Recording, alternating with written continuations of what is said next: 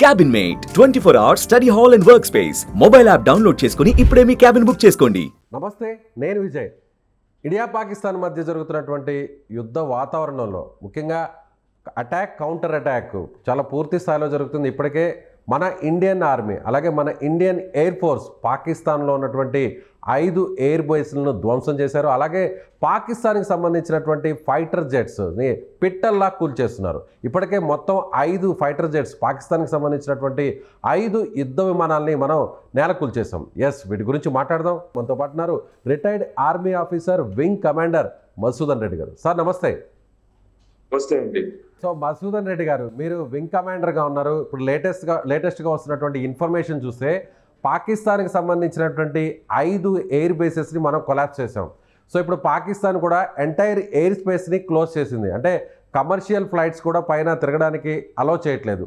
ఎందుకని ఇలాంటి డెసిషన్ తీసుకోండి? అంటే కేవలం 5 ఎయిర్ బేస్ని మనం ధ్వంసం చేస్తే మొత్తం ఎయిర్ స్పేస్ని క్లోజ్ చేయడానికి కారణం ఏంటి? మీరు వినే ఉంటారు, ఇంతవరకు పాకిస్తాన్ ఏం చెప్పారు, మేము మా ఎయిర్ స్పేస్ అంతా క్లోజ్ చేసేద్దామని చెప్పారు. ఓన్లీ సివిల్ ఫ్లైట్స్ పర్మిట్ చేస్తామని చెప్పారు. ఆ సివిల్ ఫ్లైట్స్ ని కవర్ గా తీసుకొని వాటితో పాటు డ్రోన్స్ ని పంపించారు. వాళ్ళు ఏమనుకున్నారంటే మనం సివిల్ ఫ్లైట్ అనుకుని వదిలేస్తామేమో, ఆ డ్రోన్స్ ఈజీగా వెళ్ళిపోతాయి, అటాక్ చేయగలుగుతాయి అనుకున్నారు. Unfortunately that was also not succeeded. Okay, వాళ్ళకి అదే పేరు. ఒకవేళ వాళ్ళు ఎయిర్ స్పేస్ వదిలేసి సివిల్ ఫ్లైట్స్ ని పర్మిట్ చేస్తే మన సివిల్ ఫ్లైట్స్ మనం కూడా సివిల్ ఫ్లైట్స్ వెనకాల దాక్కుని వెళ్ళొచ్చు. అలాంటి ఇది అవకాశం ఉంది, ఒకటి చేసే అవకాశం ఉంది. ఆ ఫియర్ తో వాళ్ళు ఎయిర్ స్పేస్ క్లోజ్ చేశారండి. దెర్ ఇస్ నో వే, అంటే వాళ్ళకి తెలుసు ఇంకా మనం వస్తే ఇప్పుడు ఎయిర్ స్పేస్ క్లోజ్ చేసిన తర్వాత ఏంటంటే మనం ఏ ఎయిర్ బోర్న్ ఆబ్జెక్ట్ మన సైడ్ నుంచి అటు సైడ్ వెళ్ళిన వాళ్ళ రిడార్ లో పికప్ అయినా తెలుసు వాళ్ళకి, దట్ ఇస్ మనదని చెప్పేసి దాన్ని ఈజీగా టాకిల్ చేయొచ్చు అని వాళ్ళు అనుకుంటున్నారు. అలాగే న్యూక్లియర్ వెపన్స్ ఉన్నటువంటి కంట్రీస్లో one of the country Pakistan and India.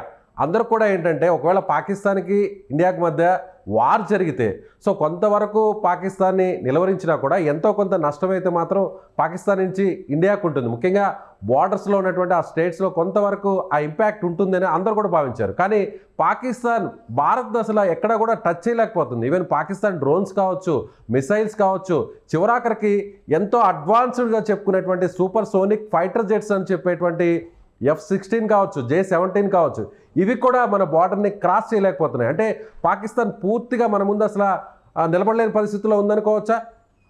100% ఉందండి. ఆ నిలబడలేని పరిస్థితిలోనే ఉంది, వితౌట్ ఎనీ డౌట్. వాళ్ళకు ఉన్న వెపన్ సిస్టమ్స్ ఉన్నాయి. ఐఎమ్ నాట్ డినైయింగ్ దట్ వాళ్ళ దగ్గర ఫైటర్ ప్లేన్స్ లేవు, వెపన్స్ లేవు అని చెప్పేసి. But there is a difference అండి. డిఫరెన్స్ ఏంటంటే మనకున్న air defence system, very strong air defence system నేను ఆల్రెడీ చెప్పాను. యాడెడ్ టు దట్ మన దగ్గర ఉన్న equipment, fighting equipment, I'm talking about surface to air missiles కానీ, ఎయిర్ టు ఎయిర్ మిజైల్స్ కానీ, ఆ వెపన్ సిస్టమ్స్ ఏదో మన దగ్గర ఉన్నాయో, ప్లస్ ఆ ప్లాట్ఫామ్స్ ఏదో ఉన్నాయి మన దగ్గర, లాంచింగ్ ప్లాట్ఫామ్స్, వాటి రేంజ్ చాలా చాలా ఎక్కువ. వాళ్ళు అనుకున్న దానికన్నా చాలా ఎక్కువ. ఆ రేంజెస్ మనం ఇక్కడ మాట్లాడద్దు ఈ channel, but we have the capability much higher than what they expected from us. So అలాగే కొద్దిసేపటి కిందట జరిగినటువంటి ప్రెస్ కాన్ఫరెన్స్ లో కూడా కొన్ని డీటెయిల్స్ చెప్పారు, ఒక ఇన్ఫర్మేషన్ కూడా ఇచ్చారు. పాకిస్తాన్ ఫోర్సెస్ అన్ని కూడా, ఆర్మీ ఫోర్సెస్ అన్ని కూడా బార్డర్ వైపు దూసుకొస్తున్నాయి, ఇది దుశ్చర్య, ఇది కరెక్ట్ కాదు, మేము కూడా దానికి తగ్గినట్టుగా సమాధానం ఇస్తాం, ఆన్సర్ చెప్తామని మనకు సంబంధించినటువంటి ఆర్మీ ఆఫీసర్స్ అలాగే విదేశాంగ శాఖకు సంబంధించిన సెక్రటరీ కూడా చెప్పారు, మిస్త్రీ గారు. అయితే ఇప్పుడు ఆర్మీ ఫోర్సెస్ ఆ స్థాయిలో బార్డర్కి రావడం అంటే ఏంటి, దీన్ని ఎలా చూడాలి? It is like declaring a full fledge war అండి. ఓపెన్ వార్ డిక్లేర్ చేసినట్టే. అలా చేస్తే ఒకవేళ వాళ్ళు మళ్ళీ అదే వాళ్ళు అలా ఒకవేళ చేస్తే మన ఆర్మీ ఊరికే కూర్చోలేదండి. మన డిఫెన్స్ సిస్టమ్స్ వీఆర్ రెడీ. వాళ్ళు ఏదైతే చేయాలనుకుంటారో అదే మనకి ఇప్పుడు మనకు పర్మిషన్ వచ్చింది అనుకోండి, మన లీడర్షిప్ మనకు చెప్పింది అనుకోండి, okay you can also go at full fledge war is declared అని అంటే మనం కూడా దూసుకెళ్తాం అలాగే లోపలికి. It is easier said than done. అంటే వాళ్ళు ఏం చేస్తున్నారంటే it's last final desperate measure అండి.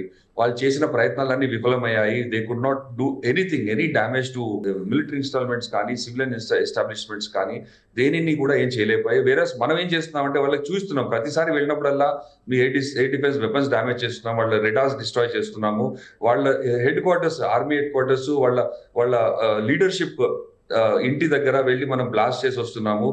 Every time we're proving that we can do it. మేము చేసి చేయగలుగుతున్నాం, మీరు చేయలేకపోతున్నారని. ఆ ఫ్రస్ట్రేషన్ ఎలా ఉందంటే వాళ్ళకంటే ఏదో చూపించాలి, మనం చేసి చూపించాలని. But this is a very very foolish decision. వాళ్ళకి ఆ డెసిషన్ ఎవరు ఇచ్చారో నాకు అర్థం కావట్లేదు. Whether it is the politicians or their army leadership. It's a very very foolish decision. And ఇదేంటంటే మన ఏళ్ళతో మన కన్ను పొడుచుకోవడం అన్నట్టండి. మీరు పంపిస్తున్నారు కానీ we will role over them, అంటే మనకి ఇంకా మన అడ్డుకునే వాళ్ళు ఎవరు ఉండరు, ఇంకా that is the last straw. అది పాకిస్తాన్కి సంబంధించినటువంటి ఫైటర్ జెట్స్ అన్నీ కూడా ఎక్కడికక్కడ కూల్చేస్తున్నాయి. అవి కనీసం మన బార్డర్ను కూడా క్రాస్ చేయలేకపోతున్నాయి. కానీ మన ఫైటర్ జెట్స్ ఏమో అలోవకగా నేరుగా పాకిస్తాన్ భూభాగంలోకి వెళ్తున్నాయి, అక్కడ ఎయిర్ స్పేస్లోకి వెళ్తున్నాయి. అక్కడ ఉన్నటువంటి ఎయిర్ బేస్లను కూడా మనం మిసైల్స్తో ధ్వంసం చేస్తున్నాయి. సో వాళ్ళ ఫైటర్ జెట్స్కి మనకున్నటువంటి ఫైటర్ జెట్స్కి ఉన్న డిఫరెన్స్ ఏంటి? చూడండి, ఉన్న ఫైటర్ జెట్స్ లో ప్రెసెంట్లీ వాళ్ళ దగ్గర ఉన్నాయి JF-17, F-16, Chinese and American fighter planes. So they are trying to attack. Legally they cannot use F-16 attack కోసం. F-16 USA పాకిస్తాన్ కి ఇచ్చింది ఎప్పుడంటే అప్పుడు వాళ్ళు ఆఫ్ఘనిస్తాన్ లో టెర్రరిస్ట్ మీద వాడడానికి తప్పితే ఇండియాతో అగ్రెషన్ వస్తే అది వాడకూడదని క్లియర్ గా రాసిందండి వాళ్ళ అగ్రిమెంట్ లో. America will not permit use of F-16. ఉన్న మిగతా fighter none of them are capable. అంటే కేపబుల్ అంటే దే ఆర్ కేపబుల్, బట్ మన ఫైటర్ ప్లేస్ కంపేర్ చేసేంతగా గొప్ప ప్లేన్లు లేవు. మనం ఉన్న టెక్నాలజికలీ వీఆర్ ఫార్ సుపీరియర్ అండి. వాళ్ళు మన దగ్గర ఉన్న రెడార్స్ కానీ మన దగ్గర ఉన్న వెపన్ సిస్టమ్స్ కానీ ఫార్ సుపీరియర్. ఫస్ట్లీ మనం వాళ్ళు రాలేకపోతున్నారు, మనం ఎందుకు ఎలా వెళ్ళగలుగుతున్నాం అన్న దాన్ని తీసుకుందాం. ఫస్ట్ వాళ్ళు రావాలంటే first of all clear open corridor ఉండాలండి. మన దగ్గర ఉన్న air defence network, firstly network ఎందుకంటున్నానంటే it's entirely network totally along with army and navy. So కింద గ్రౌండ్ లో ఏం చేస్తామంటే బిఫోర్ మన ఎయిర్ డిఫెన్స్ నెట్వర్క్ సెటప్ చేసినప్పుడు they will be different ranges of radars. They are short range radars, medium range radars, long range radars. ఈ radar network ఒకటి setup చేస్తుంది మన దగ్గర.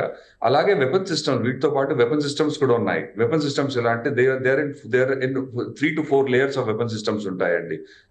షార్ట్ రేంజ్ వెపన్ సిస్టమ్ అంటే టర్మినల్ వెపన్ సిస్టమ్స్ అంటే terminal defence కోసం. Terminal అంటే almost airfield మీద ఇవన్నీ ఛేదించుకుని ఎయిర్ ఫీల్డ్ దగ్గరికి వస్తే అటాక్ చేయడానికి అప్పుడు లాస్ట్ టర్మినల్ వెపన్స్ ఉంటాయి. అన్నిటికన్నా ఉండే long range, medium range, short range and terminal weapons ఇలా ఉంటాయి.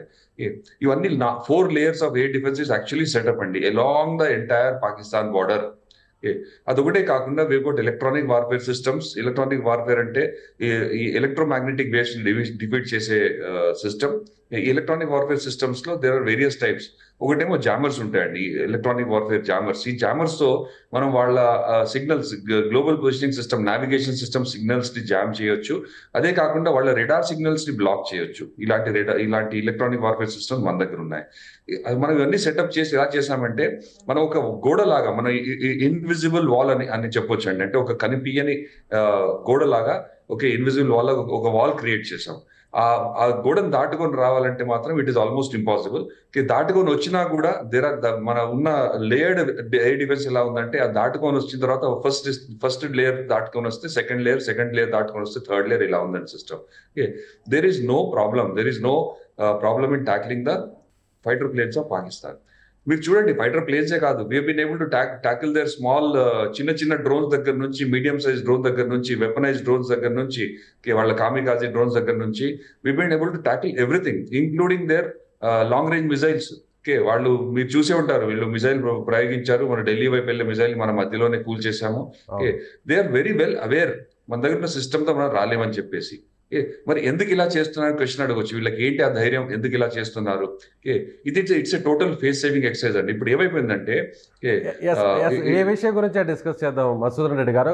ఆల్రెడీ పాకిస్తాన్ కి సంబంధించినటువంటి ఫతే అనేటువంటి మిసైల్ చాలా స్ట్రాంగ్ వెపన్ అంటారు, కానీ ఆ మిసైల్ కూడా మనం కూల్చేసాం. సో ఇది ఎన్ని కిలోమీటర్ల వరకు రేంజ్ కవర్ చేస్తుంది? ఇది వాళ్ళ క్లెయిమ్ రేంజెస్ ఉన్నాయండి. దే క్లెయిమ్ వాళ్ళ మాక్సిమం రేంజ్ దగ్గర claim is up to 2000 kilometers. వాళ్ళు అంటారు ఇండియా మొత్తం కవర్ చేయొచ్చు అని చెప్పేసి. ప్రాక్టికల్లీ అది పాసిబుల్ కాదా అనేది యాక్చువల్లీ ఫైర్ చేసేంత వరకు తెలియదు మనకి. క్లెయిమ్ ఏదైనా క్లెయిమ్ చేయొచ్చు. లైక్ మన చైనీస్ వెపన్ సిస్టమ్స్ వాళ్ళు ఎలా క్లెయిమ్ చేస్తారంటే ఒక 10 kilometers నుండి 100 kilometers అని చెప్తారు రేంజెస్ లో. అలాంటి సిస్టమ్స్ వాళ్ళు పాకిస్తాన్కి ఇచ్చారు, పాకిస్తాన్ అలాగే క్లెయిమ్ చేస్తుంది. That doesn't matter. మనం వాళ్ళు అనుకుంటుండొచ్చు మనం చేయొచ్చు అని చెప్పేసి, అది ఒక ప్రయత్నం చేసి చూశారు, ఇట్ టోటల్ గా విఫలం అయిపోయింది. మనం able to tackle in the air it self. అది అంత ఈజీ కాదండి. మనం ఈ మిసైల్ ప్రయోగించేస్తాం, అది తీసుకెళ్లి మనం not only missiles with in the atmosphere we can take on ballistic missiles అంటే అవుట్ ఆఫ్ అట్మాస్ఫియర్ వెళ్ళిపోతాయండి, స్ట్రాటోస్ఫియర్ కి వెళ్ళేసి మళ్ళీ రీఎంట్రీ అవుతాయి, బ్యాలిస్టిక్ ట్రాజెక్టరీ ఫాలో అయ్యి మళ్ళీ రీఎంట్రీ అవుతాయి స్పేస్ లోకి వెళ్ళి. అలాంటి మిసైల్స్ కూడా ట్యాకిల్ చేసే టెక్నాలజీ మన దగ్గర ఉంది. So there is nothing to fear. మన దగ్గర భయపడాల్సిన అవసరం అయితే లేదు. వాళ్ళు చేసే దుశ్చర్యలన్నీ మనం అనవసరంగా దేరాలు తిప్పి కొడుతున్నాము, వాళ్ళు చేసే ప్రయత్నాలన్నీ ఫెయిల్ అవుతున్నాయి. దెర్ ఇస్ నో కంపారిజన్ అండి, అంటే కంపేర్ చేసే అవసరం లేదు, కంపేర్ చేయొద్దు. కానీ బట్ ఇన్ ఎనీ కేస్ వాళ్ళు చేసే ప్రయత్నాలన్నీ విఫలమైతాయి, అది గ్యారంటీగా నేను బల్లగుద్ది చెప్పొచ్చు అండి. సో నిన్న విదేశాంగ శాఖకు సంబంధించినటువంటి సెక్రటరీ కూడా అలాగే ఆర్మీ ఆఫీసర్స్ కూడా ఒక ప్రకటన చేశారు. ఒకేసారి 400 డ్రోన్స్ని యూజ్ చేశారన్నారు. అంటే ఈ డ్రోన్స్ అన్నీ కూడా తుర్కియా నుంచి వచ్చాయనుకోవచ్చా?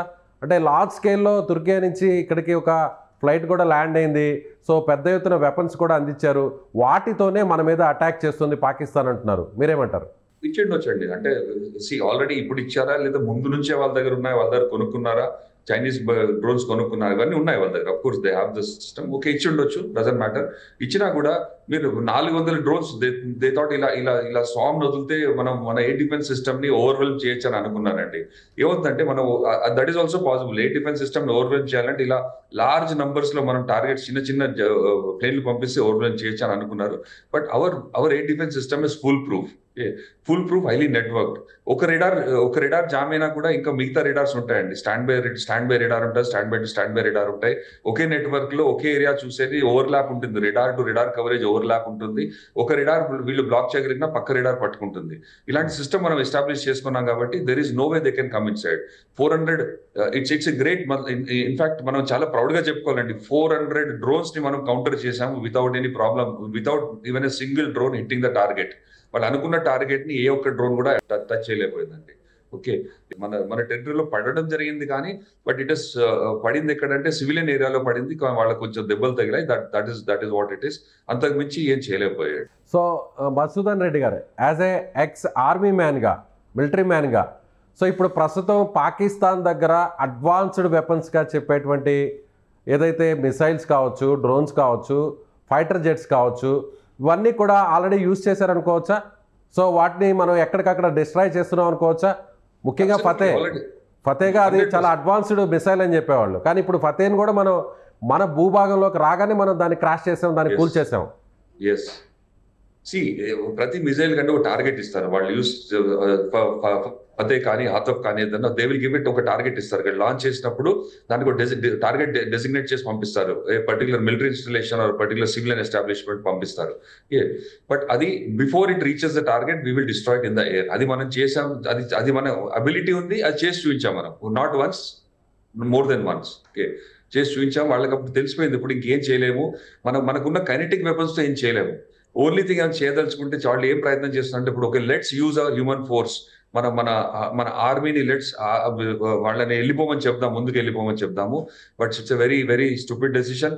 వాళ్ళు ముందుకు వస్తే మాత్రం none of them will survive. Okay, వాళ్ళకు ఇంకా దట్ ఈస్ ద లాస్ట్ రా అండి. అది అయిపోతే ఇంకేం లేదు, వాళ్ళ దగ్గర మిగిలేదేమి ఉండదు. ఆ తర్వాత మోకాళ్ళ మీద కూర్చొని తలంచుకొని మమ్మల్ని క్షమించండి అని కోరుకోవడం తప్పితే ఇంకా వేరేదే ఉండదు. తర్వాత ఫైనల్ గా కంక్లూడ్ చేయండి. ఎక్కడైనా కూడా 3 విభాగాల్లో వార్ నడుస్తుంది, ముఖ్యంగా ఎయిర్ ఫోర్స్, అలాగే ఆర్మీ, నేవీ. ఎయిర్ ఫోర్స్ పూర్తిగా ఫెయిల్యూర్ అయింది అనుకోవచ్చా పాకిస్తాన్కి సంబంధించి as a senior officer, retired ఆఫీసర్గా, వింగ్ కమాండర్గా? ఎస్ ఎయిర్ ఫోర్స్ పూర్తిగా ఫెయిల్ అయింది, పూర్తిగా విఫలమైందండి. We're going and destroying their air fields also. వాళ్ళ రన్వేస్ డిస్ట్రాయ్ చేసి వస్తున్నాము. వేరే వాళ్ళు ఏమి చేయలేకపోతున్నారు. ఎందుకు చేయలేకపోతున్నారు? దర్ 2 థింగ్స్ అండి. One is the weapon system. Okay, మనకి ఆల్రెడీ సుపీరియర్ వెపన్స్ ఉన్నాయి, వాళ్ళ దగ్గర రానివ్వట్లేదు. ఓకే, ఆ వెపన్ రిలీజ్ చేసి జోన్కు రానియట్లేదు. Secondly, the man behind the machine, training అండి. Look at the training part. మన ట్రైనింగ్ ఎక్కడ మనకి ఎలా ఉందంటే we been doing so many international exercises with so many forces, అంటే western forces, eastern forces, okay, అన్నిటితో మనం ఎక్సర్సైజ్ చేస్తున్నాము. మన war readiness, okay, the battle readiness is much higher state. We're 24/7 మన ట్రైనింగ్ ఏదో ఒకటి నడుస్తుంది. మనం ఎన్ని ఇంటర్నేషనల్ ఎక్సర్సైజ్ చేసినా ఎక్కడికి వెళ్ళినా కూడా ఇట్ వాస్ ఆల్వేస్ అప్రిషియేటెడ్ అండి. The way Indian air force performed in the international exercise has got lot of appreciation from lot of foreign countries. అది చూసే they look up to us now. ఎందుకంటే వాళ్ళు so many foreign countries అండి, friendly foreign countries మనని అడుగుతున్నారు, please మాతో వచ్చి exercise participate చేయండి, there is so much to learn from you అని చెప్పేసి. That is also very important aspect, the training part, man behind the machine అనేది, man or women behind the machine, most important aspect. ఈ training plus the system that we're operating, machine and the man behind the machine they are the best. ఇంకా దీనికన్నా ఇంకా better ఏముంటుందండి. Nothing can break this. Right sir, thank you so much for your information. Thank you. So ఇది wing commander Madhusudan Reddy గారు చెప్తున్నట్టుగా Pakistan air force పూర్తిగా విఫలమైంది. Air force ఎక్కడా కూడా భారత్ని ఏం చేయలేకపోతుంది. ఇక నేవీ పరంగా చూస్తే కనీసం భారత్ని టచ్ చేసేటువంటి ప్రయత్నం కూడా చేయలేదు, ఎందుకంటే నేవీలో పవర్ఫుల్గా ఉంది మన ఇండియా. ఇక ఆర్మీ, ఇప్పుడు ఆర్మీ నేరుగా ఇండియన్ బార్డర్ వైపు తీసుకొస్తుంది. సో ఇదొక దుశ్చర్య, ఇదొక దురాలోచన. తెలిసి చేస్తుందో తెలియక చేస్తుందో కానీ పాకిస్తాన్ ఇలాంటి నిర్ణయం తీసుకోవడం నిజంగా చాలా ఇబ్బంది ఉంటుంది. మన మిలిటరీ ఫోర్సెస్ కూడా పాకిస్తాన్ని ఎక్కడికక్కడ కట్టడి చేసి అవసరమైతే పాకిస్తాన్ బార్డర్ను కూడా క్రాస్ చేసేటువంటి సిచ్యువేషన్ కూడా మనకు వస్తుందని అని అంటున్నారు. Thank you so much.